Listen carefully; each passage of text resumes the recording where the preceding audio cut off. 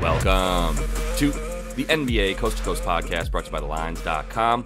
Coming to you from the West Coast, Josh Lander, joined by Nate Weitzer on the East Coast.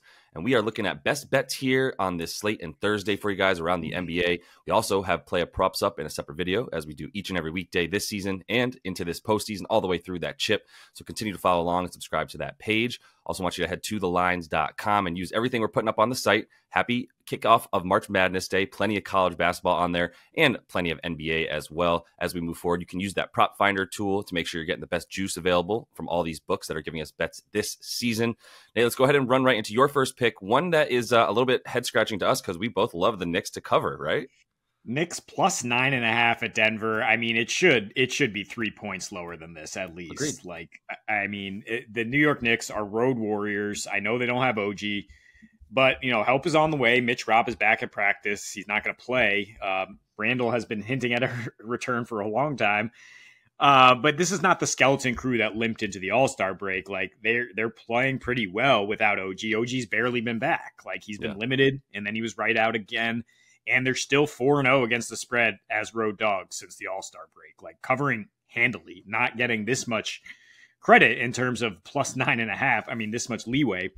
And the Nuggets, I mean, they can blow teams out, but the Knicks are not the profile team for them to blow out necessarily. Like, I mean, starting point being that the Knicks have won 3 straight against them. And I mean, there is some qualifying factors there. I mean, it was the end of a long road trip for the Nuggets in January when they just absolutely got walloped. But that was with no Isaiah Hartenstein, and Joker still didn't eat Jericho Sims for breakfast, which he should. But now Hartenstein's probably going to be able to go 30 minutes. He's going to give him a good, and they have Precious Achiuwa to throw at the Joker. Last year when they had Mitch Robb and Hartenstein, they held Joker to 24 points with 6 turnovers and a +2 net rating, which is, one of the worst games you'll see from Jokic in terms of only +2. And then they also beat them 106-103 without Joker. But I mean, look at what Brunson has done to this Denver defense. It's been really good. He's 54, 46, 100% in these last 3 meetings. And his last 3 on the road in general, 40 points a game on 52, 35, 86, +35. Like, you're going to bet against Jalen Brunson giving you a fair shake with the Knicks. Granted, they're at the end of the road trip now, but they are on 2 days rest at the end of it. And they're not a team that just that just punts games. Like, I just don't see that from Tom Thibodeau, and both his ability to defensive game plan and to just get guys up with these are the bodies we have. Like, we're going to give it our best shot here. I don't necessarily expect them to win. I just expect them to be in the game. They are 8-2 though on 2 days off and allowing just 105, and the total is just 207 here. I mean, both teams playing pretty great defense, although Denver's struggling to rebound the ball since the All-Star break. So I just don't understand how you can have a 9.5 point spread with a 207 total, expecting the Knicks to score just 92 points or something. Like, this is an NFL bet where you're like, look, the total is only 30, and you're telling me someone's going to cover 10. How is this going to work? Is Zach Wilson the quarterback? No, it's Jalen Brunson. So let's go. You caught me at the end there with the flyer on Zach Wilson. That got me. I was so ready to just come in and talk about how good Jalen Brunson is, and you really smacked that out of my mind. I concur with everything you said. Maybe we can get Jack, the producer, to pick up the clip where I was like, hey, Jalen Brunson's already the best point guard in Knicks history, and he hasn't set foot on the floor yet for this team. I think that was last year at some point, and I still stand by it. I agree. The only thing that could potentially work against us is the Knicks being tired on the end of a road trip. That's been pretty grueling, playing some pretty good teams, beating them, by the way, handily in the case of the Warriors, and really in control of the sack game for a while. It was a pretty good game overall, but pretty in control of that. I agree. The only other thing I could say too is Denver decides they want to make a statement. Did they do that at any point last season from the end of the All-Star break into the playoffs? No, they were a team that we started to go, oh my God, what's wrong with Denver? Because they were like, what do you mean what's wrong with us? We just don't care until we get into the playoffs. They did have the 1 seed completely locked last year though. So they might still be looking to, essentially just keep that in their hands and not lose it at this point. But Yeah, as far as the care factor, you're always going to have that with Tibbs. I got nothing else to add. I think you nailed it, and this spread's too high, period. So I would take the plus 9.5 as well, and I did. Let me go to another game where I would like to take Houston, but I am vying for the over, and I also understand Houston. Once you get up to about 5, I think I might be out 5.5 on Houston, but they're still at -4 rather in this game. But let's look at the over, which has been bet up to 219.5, and it opened much lower. I believe it was at 212.5 or so for this spread when it opened on most books. Or excuse me, for the total. I think you could actually get some 218.5s as well. Looks like that is going to be available also. So I'd probably put that in there instead. But the over here for these two teams really comes down to, I believe in this Houston, the iteration of this Houston team that we're seeing right now. Third in pace, top 5 offense, playing, really good defense, but I would also say against bottom feeders. And I don't know what you consider Chicago right now, but they have fallen off a cliff from what they were playing, especially on defense, where they were kind of banking on that being their calling card for a while, and then just relying on guys like DDR and Kobe White, who has missed a bunch of games, to bring it for them. But more importantly for this one, like I don't think that whatever Chicago is doing on defense is going to, even when they are playing well, they're not good at stopping what Houston's going to keep doing.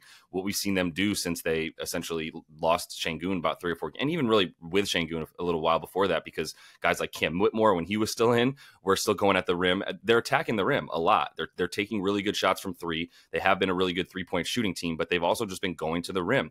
And part of that is you see Amin Thompson as a dude who's been in the dunker spot, almost playing the 4 for this squad, alongside like Jabari Smith playing a little bit more of what you would call the 5, and then Londale comes in there. He plays that 5 as well. But you get Amin Thompson in that dunker spot. You get him down low a lot. He's taking he's taking 7 shots a game right around the rim, and 5 of them a game are off assisted field goals, because he doesn't have to do much after Jalen Green and Fred VanVleet break these teams down, which they've been doing super well. That's why we see their O rating at 9th best in the league over their last 10 games for Houston. And that includes playing some really good teams with Şengün in there. You go to the last 5 games, they're even better, right? In terms of their offense and also their defense. But once again, playing that poo-poo competition. The Chicago defense has dropped to 5th worst defensive rating over their last 10 games. The rebound percentage for Chicago is abysmal at this point as well. 6th worst rebounding team in the league over the last 10. And Houston is a top 10, about 7th best in terms of their rebound percentage. The other thing that I always look at with Houston is fouls on both sides of the floor. They have been going to the rim at a really strong rate there in terms of their last 10. 6th best offensive free throw attempt rate. Chicago 21st in limiting free throw attempt rate. And then Chicago is 7th best in their free throw attempt rate. DeMar has been getting about 10 free throw attempts per game. Vooch, not so much. He's not the dude to do it. But their guards and their attacking wings are the dudes getting to the bucket and are getting to the free throw line for the Chicago team. And Houston, we've known all season. I mean, if any team with Dylan Brooks on it is going to foul. Any team with a short point guard like Fred VanVleet's probably going to get beat down low or off the dribble a couple times a game. And as a result, they're fouling at the 4th highest rate in their last 10. And on the season, that's the case as well for Houston. That's just been the consistency for them. So I think a lot of points are going to come at the line. We'll see the clock stop. That's going to add to the over. Both these teams going to the rim a pretty good amount, and neither team limiting what the other one wants to do at the rim at all.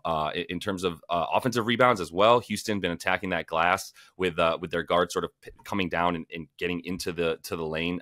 Like I mentioned, Amin Thompson is part of that. So yeah, there's a lot of the way that this Houston team is playing that's just going to be a problem for Chicago on defense, and that's a great starting point. But I do think Chicago, especially DDR, will be able to get his, and they will find themselves at the free throw line a lot. Yeah, I mean, I like a bunch of props in this game, so it goes to figure that I like the over. Definitely would like it more if Alex Caruso's unable to go. He couldn't practice yesterday, twisting his ankle Monday. And then, yeah, I mean, the Bulls, like you said, they've been trending away from being any good at rim protection, like one of the 5th worst teams in terms of allowing field goal attempts inside 5 feet, right? And a high percentage on that. And so that's why we like Amin Thompson and company to just keep attacking the rim, and that'll allow Houston to just play faster and attack in semi-transition as they ramp up the pace. So with it there, no, Pelicans at Magic. I'll go Pels -3 here. Okay. Another spread that I think is a little too small. I know Orlando is feisty and solid at home. They have a lot of good numbers recently, a lot of good numbers against a lot of really, really bad teams, like 10 straight wins against non-playoff teams, 3 straight losses against playoff teams. That's the main stat right here. That's everything since the All-Star break. Anytime they've played a team in playoff position, they have lost. I'm not saying that that's a trend that's going to continue, but I mean, the Pels are playing maybe the best basketball in the league, whereas 10 of their 13 teams have been against teams in the playoff picture, throwing Houston in there. Since the All-Star break, I think Houston's at that caliber. So, I mean, they're 1-2 in defensive rating since the break, but I mean, the Pels are just playing better teams, and they're also much, much, much better offensively, especially after unlocking Zion as point Zion. Love Paolo, point Paolo, but he is not on the same level in terms of what we've seen from Zion lately. And he did struggle his last time out against the Pels. Franz Wagner picked them up and they got the win. Franz is now slumping really badly. So I just don't think Orlando can score on a top two defense as if they were playing themselves. Like, they couldn't score on themselves right now. So, I mean, the Pels are 5-1 on the road since the break. Their only loss is a huge exception in terms of a back-to-back at Indy where their flight was delayed and they got in at 5 a.m, I think. So it was just like, all right, no, this game ain't working. And then they just turned around and smacked the Pacers when they got them 2 nights later. Elite defensive numbers all over the place. Barely allow they allow plenty of 3-point attempts, but barely allowing any makes. So they have diagnosed the right guys to shoot. Orlando has plenty of not great shooters, to say the least here. And I mean, the assist to turnover ratio is a huge discrepancy here. Orlando has the second worst assist to turnover ratio since the break. That's not going to cut it against the Pels. It might cut it against Charlotte and Detroit, like we've seen. But yeah, 26-3 is a favorite this year. 15-24 as dogs are the Magic with about a -5 margin of defeat. So give me the Pels -3 or as a money line if you want to throw it in with anything else tonight. Yeah, it's like cue the DJ Khaled meme of like, you played yourself, because they're totally playing themselves here. This is definitely a little bit of a Spider-Man meme as well, just staring at each other like, no, I do what you do what I do.